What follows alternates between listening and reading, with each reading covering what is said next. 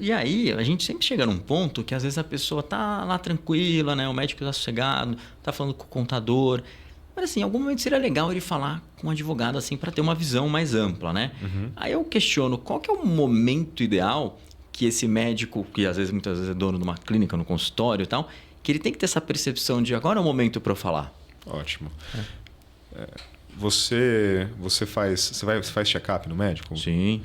Você tem que fazer check-up no advogado também. Olha só. Então, eu acho que essa seria uma primeira resposta. Tá. Como eu falei, conversa no começo.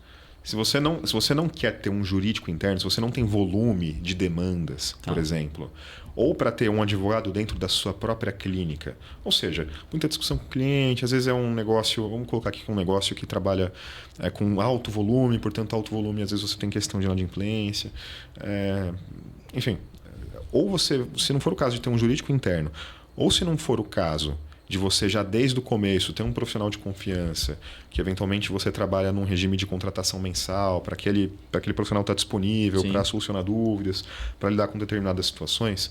Se não são esses os casos, eu acho que você tem que conversar com o advogado quando você entender que você, enquanto médico, você já está deixando de ter uma preocupação puramente operacional, ou seja, preocupação com a sua atuação enquanto médico, mas está começando a olhar para outras situações. Está tendo que conversar com um advogado sobre fiscal, está tendo que conversar eventualmente com um funcionário, com um secretário, se ele está fazendo alguma coisa certa ou errada. Então, por exemplo, aí você tem uma questão já começar, talvez, a pensar em funções, em direito trabalhista, você está tendo que conversar com o contador, você está começando a pensar em tributação. Eventualmente você está tendo que explicar muita coisa para paciente que não precisaria estar explicando, então às vezes é a questão de você ter um termo de consentimento, um contratinho. Então quando a demanda extra consulta, né? Então vamos pegar aqui o exemplo de uma pessoa, um recém-formado, que está trabalhando num coworking, inclusive, tá? Então tem lá o contratinho com o coworking, tem 2, 3 pacientes por dia, ainda não tem uma grande carteira de clientes, e vai lidando lá no manualzinho. Então aí tudo bem, você está lidando bem, você não faz sentido você ter o custo, né? Enfim, não vejo como custo, mas eu entendo quem enxerga dessa forma. Mas talvez não faça sentido ter um custo com advogado. Mas, cara, aumentou o fluxo.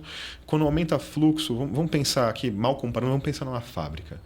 Uma fábrica, quando ela tem uma linha de produção, às vezes dá errado. Às vezes a máquina faz alguma coisa errada. Porque tem volume, você tem que lidar com... Até o ser humano faz as coisas erradas, né? Todo mundo está sujeito a errar. Então, quando você começar a ter preocupações no ponto de vista que você entende que você não está focando 100% no seu ofício, mas você está começando a olhar para o seu negócio também, aí é a hora que eu acho que você tem que se consultar com um advogado. Não necessariamente para resolver um problema. Às vezes você não precisa ter um problema, porque às vezes o médico nem sabe que tem um problema. Esse que é o ponto, como a gente já falou. Ele não sabe que tem um problema. Às vezes acha que está fazendo tudo certo, mas como eu disse, dá acesso ao prontuário à secretária e não tem um termo de confidencialidade. Ou ainda dá acesso a mais informações que ela deveria ter. Você tem um problema, meu amigo? Sim. Sinto lhe dizer. Você só vai descobrir se você fizer o check-up. Se você fizer faz a consulta, o advogado na consulta, ele em teoria vai pedir os exames. Os exames, pelo menos uma revisão documental. A partir daí, eu acho que você consegue trabalhar com perspectivas. Legal. O advogado pode falar, não, tá tudo certo, está fazendo tudo bonitinho, segue assim, eventualmente você bater no faturamento tal, acho que a partir daí a gente consegue começar a pensar em tributação. Ou o advogado pode aconselhar, falar, acho que essa prática aqui podem ser ajustadas, acho que a gente tem que fazer isso.